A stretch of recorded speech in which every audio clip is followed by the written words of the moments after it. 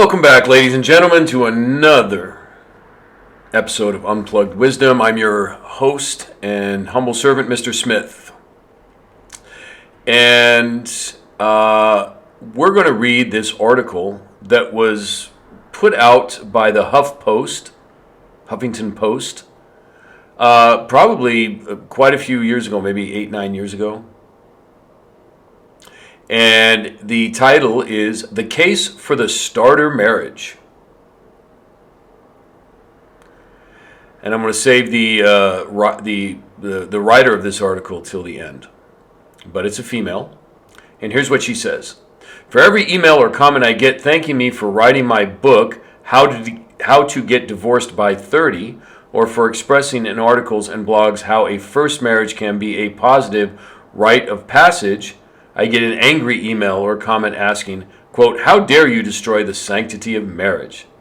To those irate people I say, thanks for giving me all the credit and power of destroying an ancient institution. In truth, my contribution was hardly necessary. There were major matrimonial problems long before I came into the picture. I'm not causing divorce. I'm just relaying my own divorce experience, which has been overwhelmingly fantastic. Okay, according to this woman, marriage is an ancient institution. So why is she even bothering to get married? Okay, well, we'll talk about, first of all, marriage was so that, because when a good man and a good woman get together, a righteous man and a righteous woman get together, they are that much stronger, right? Christ said that they become one flesh. And I know that when I occasionally do see a strong marriage in this crazy world that we live in, both the man and the woman look incredibly healthy, content, their kids are incredibly strong and healthy, and even if they don't have a lot of money, there's a strength there. And marriage is meant for the long haul. Okay? And, this particular writer is, like the typical, Western female, or as Black Ram 313 says, fee-fail. They stick their middle finger up at marriage. They think it's a joke. Oh, and by the way, I want to give a shout out to Black Ram 313. That's his YouTube channel. He's the one that did a little expose on this article, and I just thought I would expound on it. So if you're interested, check out his channel. Okay, so she sees marriage as an ancient institution, right? Of course, they always play that, oh, it's ancient, it's antiquated, it's no good anymore. Well, no. There's no proof that evolution exists or is real. Oh yeah, there's genetic manipulation in laboratories, so you can create new species of animals in laboratories. They've done that. And according to the ancient records, they were doing that, thousands of years ago. So yeah, you can create new animals, so it seems like there's evolution out there, but to say that there is no proof whatsoever that we evolved from like little one-cell amoebas a million years ago, okay? And so a lot of these writers that write stuff like this, they base their belief that we're evolving and growing and men and women are changing and the whole institution of marriage is not okay and it's changing. All right, to me that's wicked. That is wicked. When I see the majority of people who are either single, divorced, single mothers, in bad marriages where either the man or the woman is abusive to the other partner, that's what I see. Then yeah, people are dysfunctional when that happens. But I'm telling you, when you see a good, strong marriage, and and it's lasted a long time, hey, you're seeing something special there, especially in this time. So this makes me angry, but let's read on. Okay. She says, the first time I got married, I was 27 and made many of the standard mistakes, including adhering to an arbitrary timetable. I thought dating for 3 years meant it was time to get married, and marriage at the time seemed easier than breaking up. What? I also believe that opposites attracted, and I was a type A neurotic go-getter, and he a laid-back, lovable stoner. Okay, well, what are you doing marrying a stoner? Again, it just sounds like she's man-bashing here, right? She's the type A go-getter. And he's lovable, but he's just a stoner. At first, we complimented each other. I helped him get motivated to put down the video game controller and actually pursue an acting career. Okay, so she decides to marry a stoner that plays video games all day. Okay, that's on her. What was she doing that for? Okay, it's bad choices. Okay, that's another thing. Marriage is very important. You got to really think about the partner you're going to marry. And think about what it's going to be like 5, 10, 15, 20 years down the road. You're not thinking for the moment. I mean, I swear, our society is so dumbed down and reactive, right? And just, you dangle a shiny metal object in front of somebody, they go, I want it. As like Jeremiah Babe says on his channel, he feels that most Western people don't even look at the price tag anymore. They just, when they want to buy something, they just look at whether they can make the monthly payment or not. I mean, this is how simple our society has become, and it's the same thing with marriage. People are just jumping into it, because it feels good at the moment, right? She must have liked this lovable stoner. All right, and of course, did she listen to her father? Probably not. Right? Young people don't listen to their parents these days. And that whole rebellious teenager, by the way, was. I'm going to do a expose on that, and I'm looking into that. But the whole teenage concept, rebellious teenager, that was created at a I believe, the Tavistock Institute, which devises sociological experiments to manipulate people socially, right? What do they call that? Social engineering. That's what I was looking for, right? There doesn't have to be a rebellious teenager, right? That's a construct that was created. You can grow up and listen to your parents and your grandparents, and they will guide you to a good future husband or future wife. And then all this nonsense can be avoided, right? And let's go back. She says also, we'll just keep reading on. Okay, so she wanted to get this guy to pursue an acting career, and he helped me to calm down and enjoy the quiet moments between stressing out about my writing career. I love it. Pursuing an acting career, and she's a writer. What is she writing? Trash like this. That's what she's writing. Again, you see the manipulation here? She's trying to get young women to see marriage, and men for that matter, as just like, oh, well, whatever. Let's read on. But after a while, we both just resented each the other's very different attitude, rhythm, and personality. We were also so conscious of never stepping on each other's toes that we ended up compromising to the point that we were both miserable. I loved Hollywood. He loved Venice Beach. So we bought a condo in a place where we both hated. Now, why would you do that if you both hated it? Doesn't that sound, it just sounds so fake. They moved into Sherman Oaks. This sense of democracy just left us feeling unfulfilled. Yeah, okay, there's one thing, and Black Ram brought this out when he was reading this. This is why the man is supposed to lead in the marriage. Okay? Right, you got to have one leader, and a woman is supposed to, now, according to traditional more conservative values. The woman is supposed to find a man to submit to be an assistant to, and he decides where they're going all the time. And that way, you don't have these situations where they're at each other's throats, or they,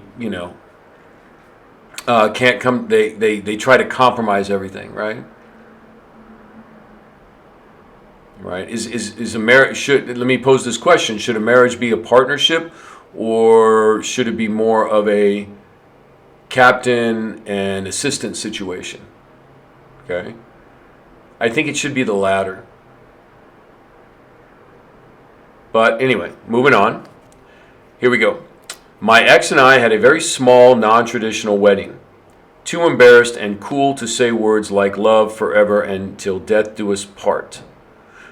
We thought by laughing in the face of tradition we were being original, when really we were just setting ourselves up for divorce. Okay, agree with her there. I bought my own engagement ring and walked down the makeshift aisle to Joe Jackson's, quote, "Is she really going out with him?" Really? Why would you, if you guys know that song, why would you play that song at a wedding? I mean, she's just like, is this even, what is this? Is this even real? It's the most ridiculous thing ever. And at a reception in a friend's backyard, the best man's toast was, quote, "To the best 5 years of your life," unquote. He was off by 2.5. While I was planning my 30th birthday party, I realized I didn't want my husband on the guest list. I wanted to start this new decade of my life single and free. I was way too young to be stuck in nuptial mediocrity, and getting divorced would be better than spending the next 50 years in a hell of my own making. Well, at least she admits she did this herself. I now see that divorce isn't evil at all. Isn't any evil at all. Well,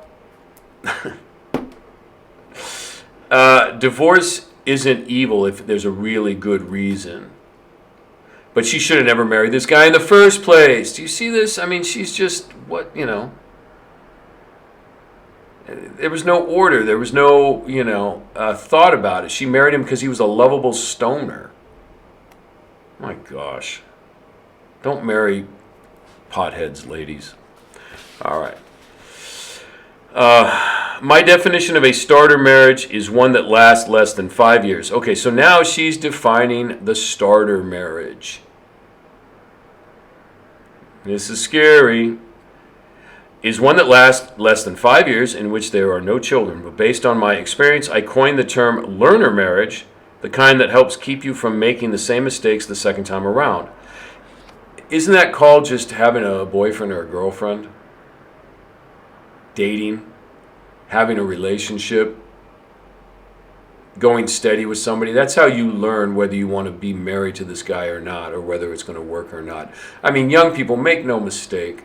If you're seeing somebody, dating somebody, their behavior that you see is going to be their behavior if you get married. Okay, so if they're abusive, they're not going to change when you get married. Okay?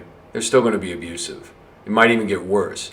The only exception I can think of is if you're dealing with somebody who's really toxic, and in the beginning they act like you have everything in common and they just love you to death. They call that love bombing. And then when you get to know them later, they take off their mask and they're very abusive. Okay? But you can figure those people out by just, maybe getting to know them for 6 months. Their mask will come off. You will see things. Okay? But please, you got to take marriage a little more serious than this woman did. Let's see what she says here. It's true that second marriages have an even higher divorce rate than first marriages, but that's because many people don't investigate why things went wrong and instead repeat the same self-destructive patterns. Okay, agree there. Well, let's go even further. A lot of people enjoy, like she seems to indicate for herself, a lot of people enjoy getting married and destroying people's lives and going to court and going through all the divorce proceedings and getting half their earnings from the other person. And so they get into a second marriage so they can play that game again, and then they get divorced again. I know a woman at work, and she's a terror. She just irritates me every time I see her. But she's been through 2 marriages. And of course, she'll always talk about how horrible her husbands were. And if she does that again, next time I'm going to tell her, look, I don't want to hear anything about your husbands until they're sitting in this room and I hear their side of it. I don't want to hear, oh, just men are wicked, and it's their fault. She's the one that's had 2 husbands. Give me a break. All right. Reading on. I wasn't emotionally available in my 20s, but instead of confronting that, I married a man who was even less emotionally available. Okay. I tried to hide my own issues behind his. What does that even mean? Once married, I realized that keeping the knot tied is a lot of daily work, which only just begins with I do. Well, of course.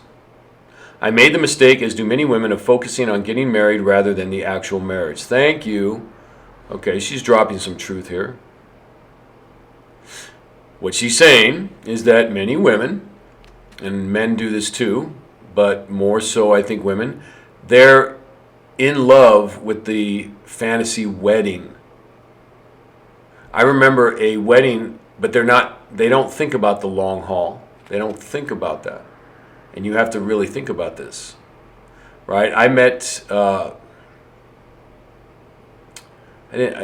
remember a wedding photographer who had been, doing weddings for 20 years. He said the majority of the weddings that he has been to and, done the pictures for, he said it was for that day. It was not for the marriage for the long haul. That's something to think about, right?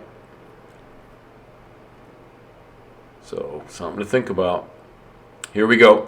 Reading on. It wasn't until it fell apart that I forced myself to look around, went to therapy, spoke honestly with friends about my fears and feelings. I also decided that instead of being bitter and baggage laden, it was time to be more independent, wiser, and all around happier person. In a radio interview about my book, a DJ said I sounded cheery for a divorced lady. I replied, divorce shouldn't make you depressed. It's being unhappily married that does that. Okay. She should have never got married in the first place. Everybody see that? And you see what she's trying to get people to do is to accept the fact that you're going to have a first marriage. Everybody's going to have a starter marriage, and that's where you're going to learn. And then your second marriage, that's going to be the one, right? No. And these starter marriages are going to, unless the courts change and everything, these starter marriages are going to ruin young men. Because the courts always, when it comes to divorces, they always, there might be a few exceptions here and there, but they always are in favor of the woman. And men get cleaned out. Okay? So, don't fall for these starter marriages that she's pushing. Here we go. More than 50% of marriages end in divorce, yet the wedding industry is booming. Well, that's because people get married and then they get divorced and they get remarried, of course, which means the belief in nuptial bliss remains. And so it should. If you find yourself divorced as I did and actually take the time to dissect the death of your marriage and make some needed changes in your life, then learning from the starter marriage can prove to be a crucial step towards happiness. Again, there's no need to get married to learn about what you need for a healthy marriage. Look at your parents. Look at some healthy marriages when you're young. Start studying it when you're young. See, she's promoting that just don't even think about marriage. Just don't even think about what you need to do. Don't even think, she's telling the ladies, don't even think about what it takes to be a good wife.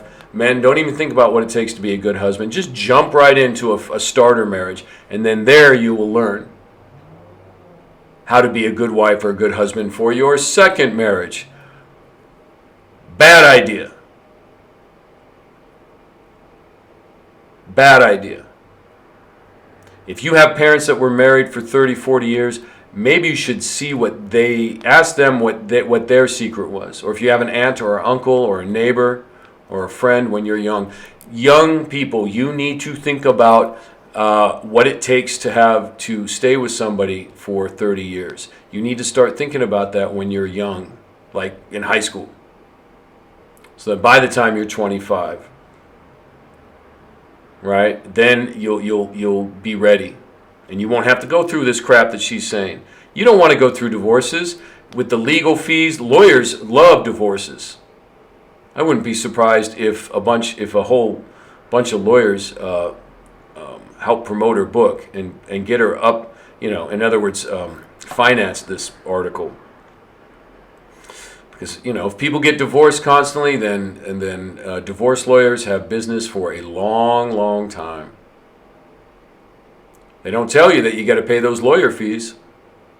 Hire a lawyer oh my gosh. I know people who were in court for 5-10 years. I had a buddy in college. His parents were constantly in divorce court. Constantly fighting over every little detail. They wanted to get back at each other. They had lawyer upon lawyer. My friend was at his wit's end.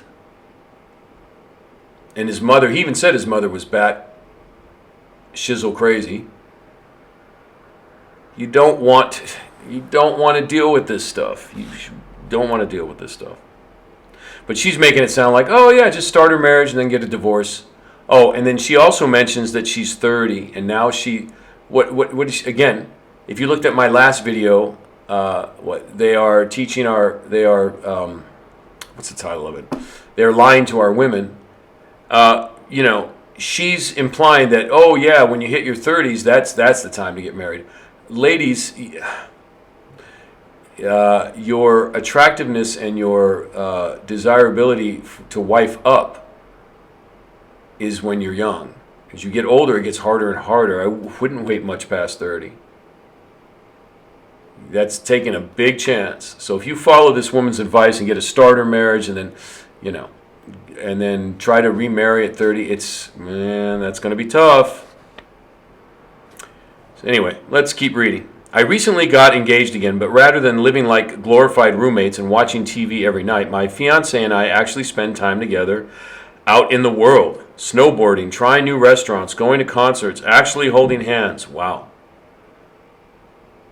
Sounds like a Disney movie. Oh my gosh. Sure, sometimes I have to sit through a Cubs game, which he has to watch me, and he has to watch me try on shoes, but we don't avoid conflict by losing ourselves in compromise. Wow. We moved to a neighborhood we both enjoy. Well, that should be. Communicate by actual feelings rather than just saying, okay, whatever. There's these feelings again. No, you're really not supposed to communicate by feelings. You're supposed to communicate by intellect. You communicate by what you know and transfer information. Feelings are great, they're one thing, but you don't just go with your feelings. And combined our books on shelves knowing we will never have to separate them. Oh, how nice. Our wedding will be filled with family, friends, traditions, and the word love. Okay, now she brings in traditions. But before, she was sticking her middle finger up at traditions. We have a wedding planner, and I will wear an actual wedding dress, and will say vows that are emotional rather than snarky. But most importantly, my second marriage will work because I'm armed with the knowledge gained from my misguided first. And that's the article. Now, if you look at the picture I put on the screen while I've been talking, you see a cross there. It looks like a Christian wedding. I find that interesting because this woman's name is Sasha Rothschild. Okay, now, she could be a Christian, but she could be part of the Rothschild family dynasty, right? You know, the family that owns the other half of the oil around the world next to the Rockefellers. And I don't think they're Christians. So she might not be part of the Rothschild family that I'm referring to. But I do find it interesting that this picture is the picture on the article. Right? There's a cross right smack dab in the middle there. All right, that's just something to think about. Anyway, I'm going to show you a couple other pictures here of some other books written by some ladies or articles called Starter Marriage. Look at this one, The Starter Marriage by Kate Harrison. All good things must come to an end. Oh, by the way, before we go to the next one, this article by Sasha Rothschild reminds me of a woman named Gloria Steinem. Those of you that are old enough will remember her. Those of you that are not probably won't. But she was in the 60s and the 70s promoting abortion. I had an abortion, right? She was all proud of it. Look, abortion is not, it's bad, okay? You know, women always go to a really dark place. I've seen it after having an abortion. They never, ever recover from that. What they did. And, you know, it's something that they will have to live with for the rest of their life. So please avoid that whole madness. Oh, and look at what I have on the screen there. Another book. It's called The Starter Marriage and the Future of Matrimony by Pamela Yopoli. So what they're promoting this, that just get married. It's okay to have one or two marriages, right? Marry another dude, marry another girl. Oh, marry this stoner dude that you know and then you learn from it, and then you spend all your time in court with lawyers, and oh, it's so much fun. No, it's madness. It's madness. You guys have too much to do in life than to spend time in court battling over, divorces and who gets what and this and that. It's madness. You got hobbies to do. You got things to achieve. You got children to have. You got families to raise. Right? You don't want to deal with that madness. Again, like I said, I've seen people who are in court all the time. Some people love it. They love the drama. They get off of it. I mean, they get off on it. You don't want to deal with those people. Okay, I want to read something here. This is out of the Bible. This is Christ talking. This is Matthew 24:7. It says, Matthew chapter 24, verse 37 says, "But as the days of Noah were, so shall also the coming of the Son of Man be. For as in the days that were before the flood, they were eating, drinking, marrying, and giving in marriage until the day that Noah entered the ark, and knew not until the flood came and took them all away. So shall also the coming of the Son of Man be." Okay, if you're not familiar with Bible scriptures, what is this talking about? This is talking about, first of all, the Son of Man is Christ. So he's saying that in the days of Noah, people were acting like they are today. They are marrying, eating, drinking, partying, not even thinking about the consequences, marrying and giving in marriage until the day that Noah entered the ark. They weren't aware of what was really going on. They were just doing all this madness. Now, Christ, condones marriage. He says when a man and a woman get together, they become one flesh. Right? And that pleases the Most High.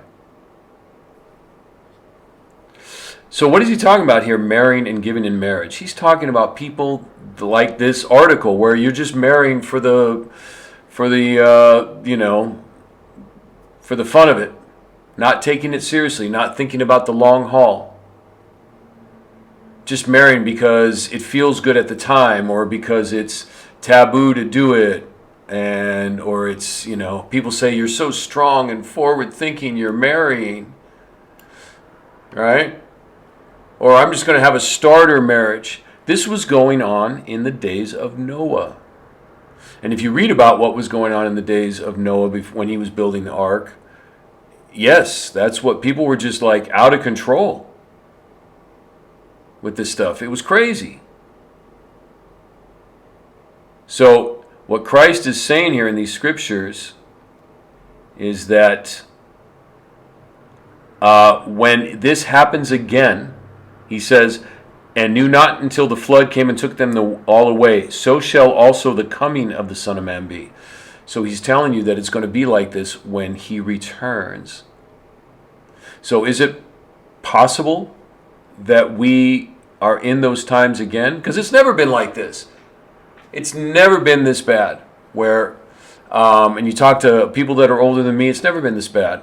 Where women are writing, or women are having I'm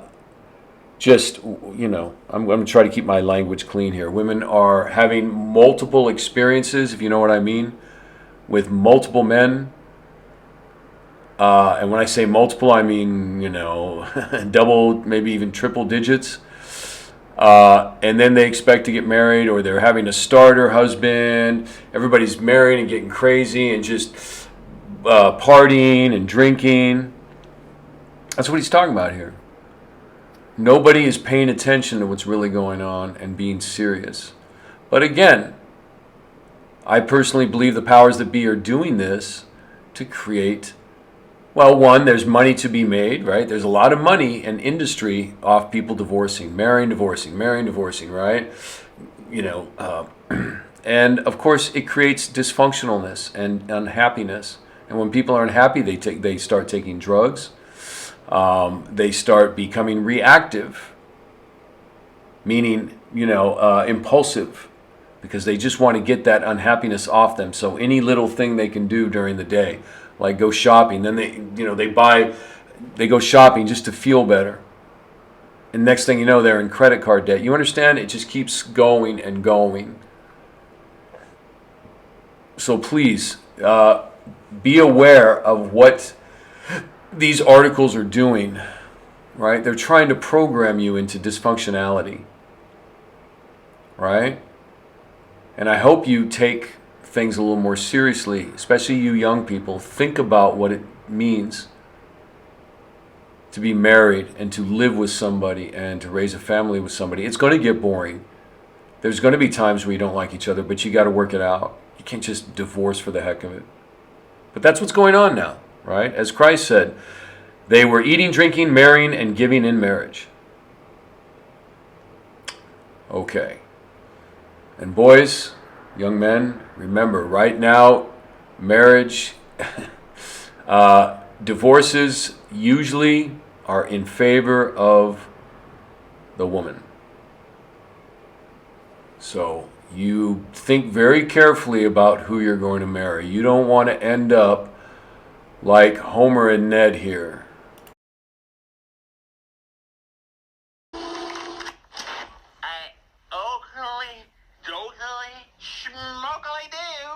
And to you, Homer, take this cocktail waitress you just met to be your lawfully wedded wife. What did you call me?